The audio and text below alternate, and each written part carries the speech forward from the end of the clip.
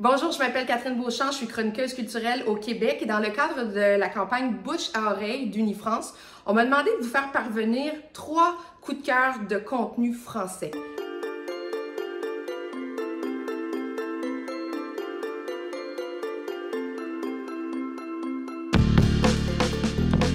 Premièrement, Le Comte de Monte Cristo, qui est l'adaptation du roman d'Alexandre Dumas, qui raconte l'histoire d'Edmond Dantès, qui est un marin qui se fait faussement accuser de bonapartiste. Il va se retrouver en prison pour une très longue période, on parle de 14 à 15 ans, va finir par s'échapper et avec l'aide d'un détenu va retrouver un trésor qui va le rendre comme l'homme le plus riche d'Europe, ce qui va lui permettre de se venger des 3 hommes qui l'ont trahi. C'est un film qui est absolument grandiose. D'ailleurs, les images ont été tournées par un Québécois, Nicolas Bolduc, qui assure la direction photo. Pierre Ninet, qui joue le rôle titre, est absolument incroyable. On croit vraiment au personnage d'Edmond Dantès, mais on croit aussi au Comte de Monte Cristo avec tous ses maquillages, tous ses personnages. Et évidemment, c'est un film qui est long, ça dure 3 heures, mais il n'y a aucune longueur et c'est à voir sur un grand écran.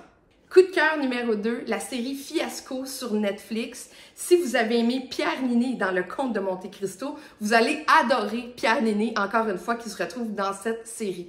Ça raconte l'histoire d'un plateau de tournage qui va virer justement au fiasco. Un jeune réalisateur qui veut faire un film très, très personnel, mais qui va vivre un paquet de situations complètement rocambolesques. C'est risible, c'est absurde. J'ai énormément ri. Le rire est garanti. Donc, rendez-vous tout de suite sur la plateforme pour dévorer cette série en 6 épisodes. Coup de cœur numéro 3, la série Becoming Karl Lagerfeld, devenir Karl Lagerfeld, qui porte sur Kaiser Karl, sur l'empereur de la mode, jusqu'à ce qu'il devienne directeur artistique de la maison Chanel.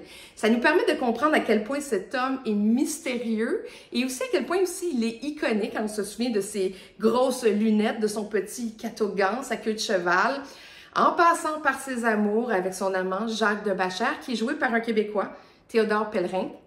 Et le rôle titre, il est joué par Daniel Brühl. Daniel Brühl, qui est absolument exceptionnel puisqu'il est allemand, mais a tourné la série en français. Alors, c'est disco, la musique est bonne, ça vous permet de voir les coulisses de la mode, la rivalité avec Yves Saint Laurent, et tout ça, vous le trouvez sur Disney.